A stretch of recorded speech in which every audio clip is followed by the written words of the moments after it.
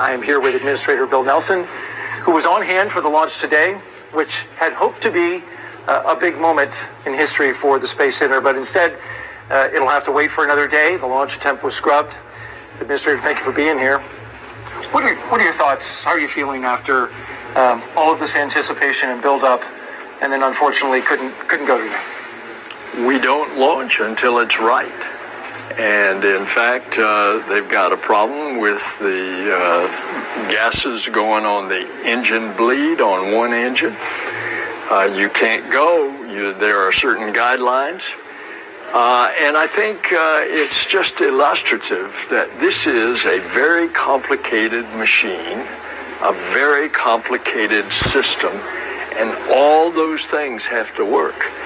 And you don't want to light the candle until it's ready to go.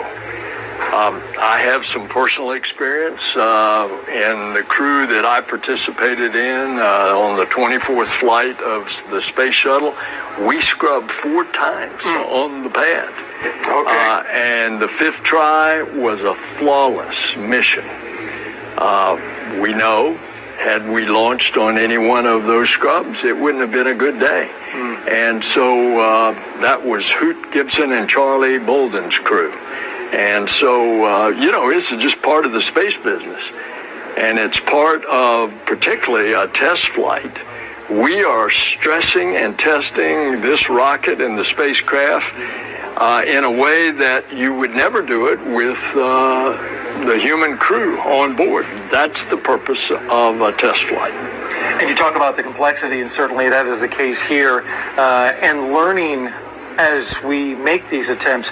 In fact, this engine bleed was something that they wanted to see in wet dress rehearsal number 4, didn't get an opportunity for it. So for the hardworking team that is still here actually gathering data from this rocket and its current configuration, any message for the launch team? I want them to know that they're doing the perfect job that they always do.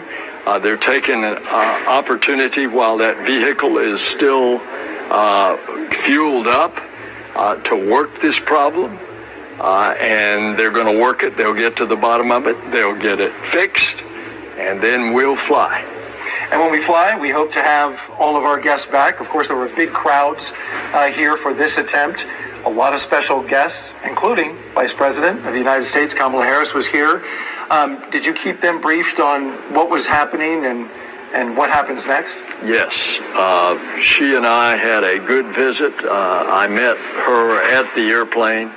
I came straight here to talk to some of the launch control folks, and she is fully briefed on the whole thing.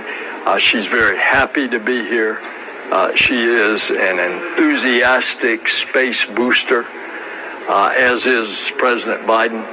So this whole thing will make our country proud. And Kamala Harris also chairs the National Space Council, so has a big role in our space program here. Senator Nelson, Administrator Nelson, thank you for your time. Appreciate you being here. Thanks. And, giving our leadership here to this launch effort. We'll have to wait for another day. The next availability is September 2nd, though we don't know at this point if the launch team is going to use that, so we'll wait for a press conference roughly 4 hours from now to find out more about it.